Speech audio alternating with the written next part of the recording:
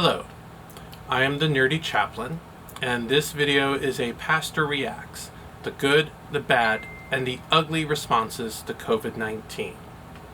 So this video, I'll be reacting to one news item and to two memes. In the reverse order that the title suggests. It's better to end on a good note. We're going to be starting with the ugly response to COVID-19 and ending with the good. If I can figure out how to insert photos, I will do so. If I cannot, which is likely the case, I won't be able to do so. I'm also going to pull them up on my Nook and hold it up to the camera. It's not the same thing, but I don't have the software really, and or the skill set. All right, let's start with the ugly. Jim Bakker's latest fraud. According to NPR, on February 12th, Jim Bakker had a guest on his show, a so-called natural health expert. He said to her, quote, "This influenza that is now circling the globe, you're suggesting that silver solution would be effective," end quote. The guest then falsely implied that the silver liquid would be effective, eliminating COVID-19 in 12 hours, and that the government had proven it effective against everything, including SARS and HIV. And guess what? 4 4-ounce bottles can be yours for just $80. What does that sound like? Snake oil salesman? How about an infomercial? Definitely not a Christian ministry.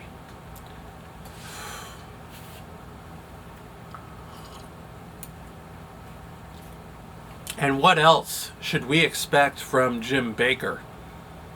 He's a huckster, convicted of fraud, and a peddler of so-called Christian survival supplies.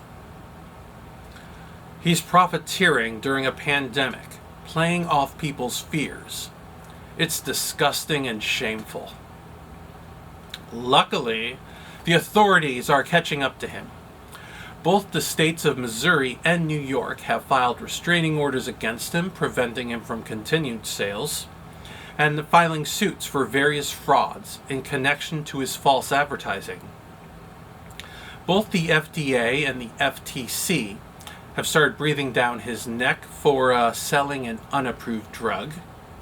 The NIH issued a warning that silver can be dangerous to your health. And the FDA issued a statement informing that silver does not work to combat serious disease, only werewolves. Maybe not that last part. Anyway, doesn't that sound like someone else who has peddled a drug with a false claim of effectiveness is profiteering from that fraud and is actually harmful to one's health? According to the Kansas City Star, it's getting worse for him, but honestly, better for humanity. He is claiming that his company is facing bankruptcy for having to pay for all the lawyers, and is also facing a class action lawsuit. Unfortunately, he is asking his followers for money, and they will probably feel obligated to give him even more money. He is fighting all of this to be continued, to continue to sell his snake oil, claiming that he was divinely inspired, so it's his First Amendment right.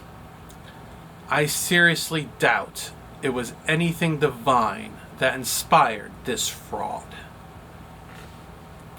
Related to this is another prosperity gospel heretic selling a miracle mineral solution of chlorine dioxide. The FDA says that's industrial bleach. I really like a quote by one of the plaintiff's lawyers. "Freedom of religion protects the government from interfering with your theological beliefs. It does not allow you to commit consumer fraud." And that is all what Jim Bakker and his ilk are. fraudsters. They are not Christian. They are false prophets and proponents of a selfish and harmful heresy who are preying on fear and profiteering off of those who are unfortunate enough to be misguided by them. Now the bad. I call it televangelists versus celebrities meme. I'm going to pull this up and I'm going to describe it, but I don't know if you've seen it. I found this on Facebook.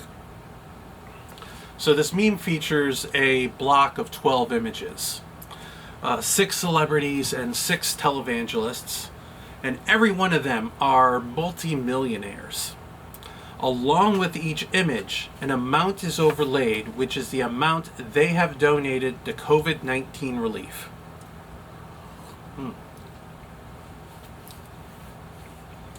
We've got $1 million each from Rihanna, George Clooney, and Angelina Jolie. $6 million from Beyonce, and $10 million from U2. And then, according to that, at that time, $35 million raised by Lady Gaga, though that amount has increased to $128 million as of April 20th. The 6 televangelists were Joel Osteen, Pat Robertson, Benny Hinn, Kenneth Copeland, Creflo Dollar, and one other guy I didn't recognize. Their amounts donated were $0. All of them. Not 1 cent. I know that 4 of them are prosperity gospel / word of faith heretics, and one is just awful person. And let me tell you, by comparison, I'm pretty sure Lady Gaga is not on any of their Christmas card lists. Anyway, but by their by their fruits, they are known. For ignoring the pain and suffering around them, they are not followers of Christ. They can take and take and take from people, but when it comes time to help others, as Jesus commands us to do, they refuse to stand up and answer Christ's call.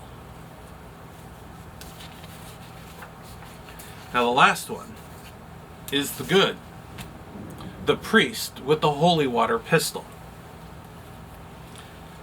Father Tim, and I'm going to say this wrong, Pelc, P-E-L-C, of St. Ambrose Parish in Detroit, held Holy Week services, which involved social distancing with a water gun filled with holy water. A picture of him doing this has been making the rounds, and I'm going to be showing some pictures from the article they have about it on BuzzFeed News, but it's been all over. And so here's one picture. And then on the St. Ambrose the St. Ambrose Facebook page, they release videos and stuff. Here's another thing on Facebook, I think a little better picture. Yeah, on Facebook, St. Ambrose, they have a video, which looks like that.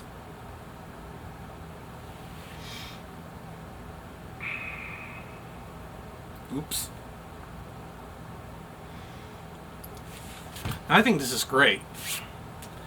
It reminds me of the graphic novel Transmetropolitan, where Spider Jerusalem is causing some sort of ruckus, and in the background, someone is walking around with one of those massive super soakers, labeled with holy water and something to do about baptisms. Alright, so Father Pelc, priest at St. Ambrose for the last 30 years, prides himself on having a, quote, pretty wacky mind and a pretty accepting congregation, end quote. While I'm not Catholic, I really like this guy. I wouldn't mind going to a service by this guy. Now, when churches had to prepare for an Easter like no other, He wanted to do something fun for the kids and wondered what he could do while observing social distancing. He came up with the idea of using a water gun to bless parishioners' Easter baskets from a safe distance. He consulted with an ER doctor to ensure safety and was kitted out with proper PPE.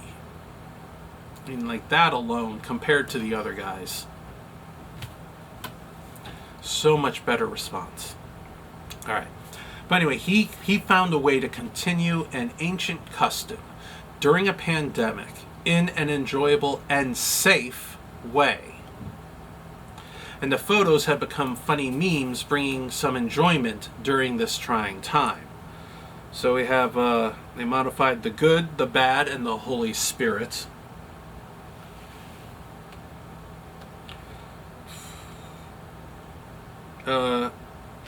Anyone ever played Doom?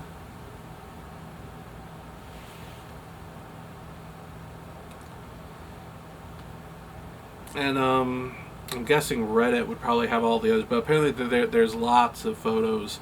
People photoshopped him with the water gun, putting him into things. St. Ambrose has also tied a blue ribbon in their trees around the church for every COVID-19 death in Michigan, and they have it's on their Facebook page.